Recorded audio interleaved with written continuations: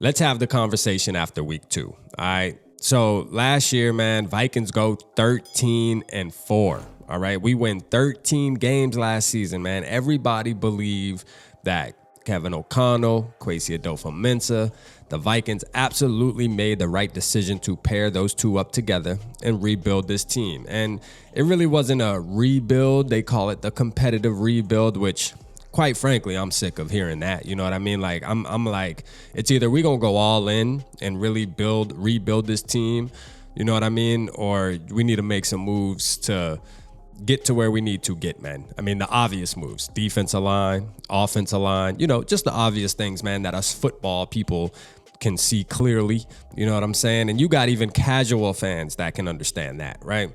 But let's talk about Kwesi Adofo Mensah. Is he on the hot seat?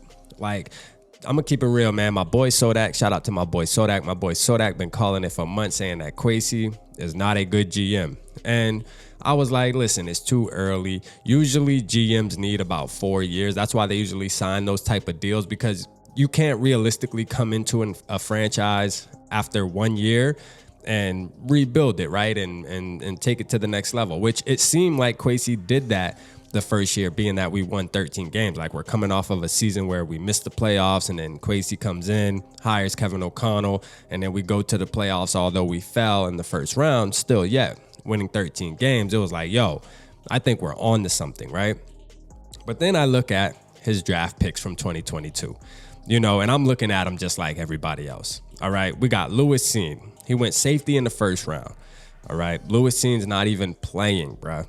Like, not even playing this year. First round draft pick, bro. Go look at every other team's first round draft pick. They're on the field, bro. They're playing. When you go for your first round draft pick, should be instantly going in and making an impact. It doesn't have to be a huge impact, but they need to be making an impact and making progress to be a future star of your football team. That's the hopes when you're going for a first round. Now, yes, there is bust. Okay, that does exist. There is first round picks that don't pan out, and they shouldn't have been first round picks. And right now, man, Lewis Cine's looking like that, because for Brian Flores to have, he's literally like the fourth safety. They put Theo Jackson in before they put Lewis Cine in. Theo Jackson, just think about that.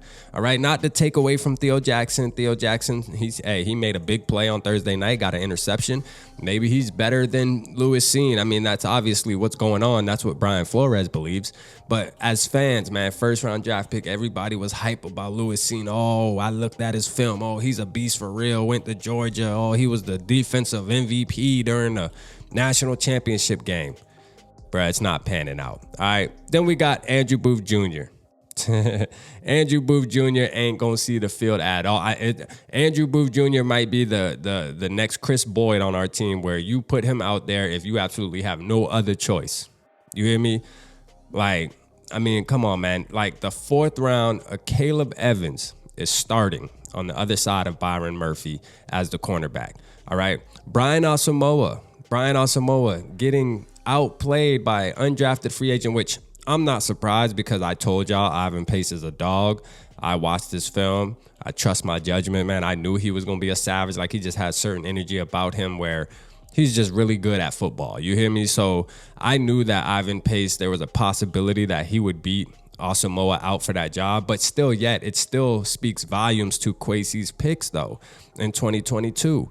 Like, listen, we're not seeing any of this talent flourish, any of it, not even a Caleb Evans. Just because a Caleb Evans is starting does not mean that it was a good pick, because so far he's not bringing us lockdown. He's not bringing us anything special.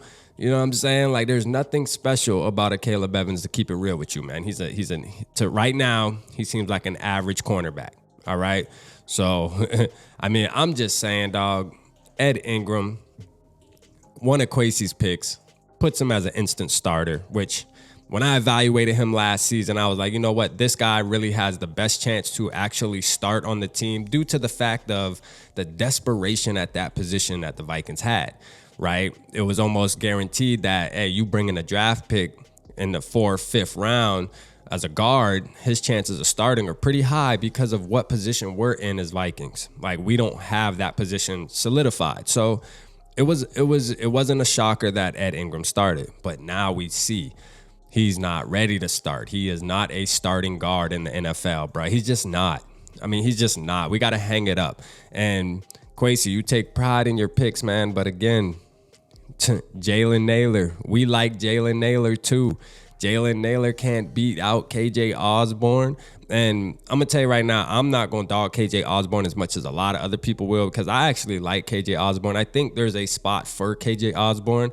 I just think we're using him wrong right now. I think we're trying to force him into that number 2 spot, that number 2 target spot, or even split it with TJ Hawkinson, when the truth of the matter is it should be Jordan Addison and TJ Hawkinson getting those number 2 spots, right? So, I mean, I just think we're using him wrong at the moment because we want to show our loyalty to him. And I understand that, but, that doesn't win you football games. When you have an obvious player like Jordan Addison and TJ Hawkinson that absolutely makes bigger plays than KJ Osborne and is more consistent than KJ Osborne, you have to feed those guys the rock, man.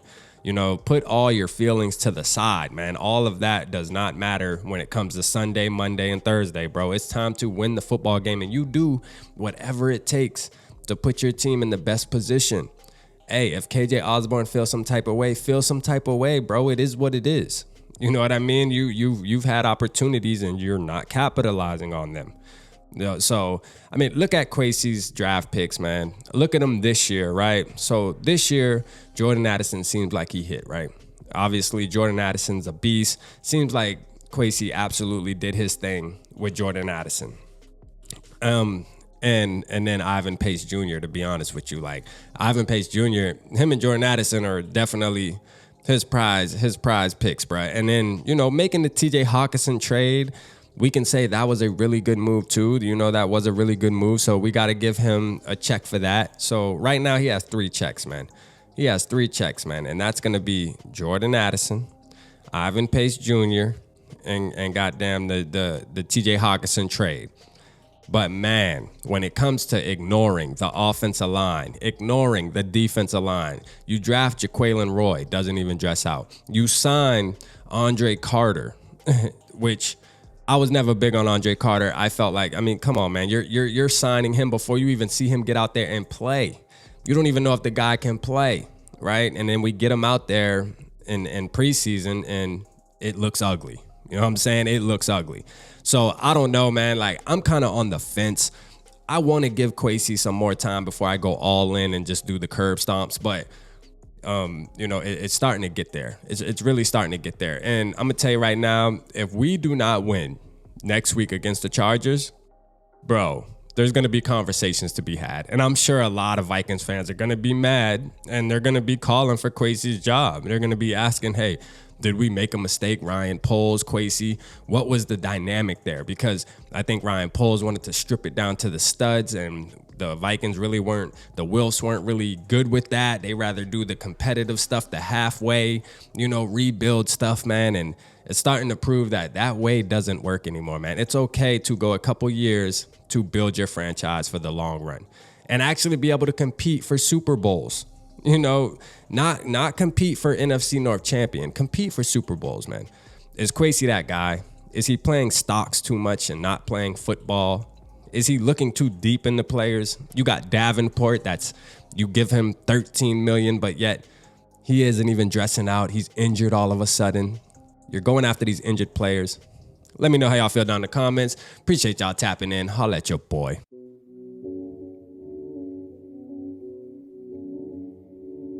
Yeah, smooth summer, who running?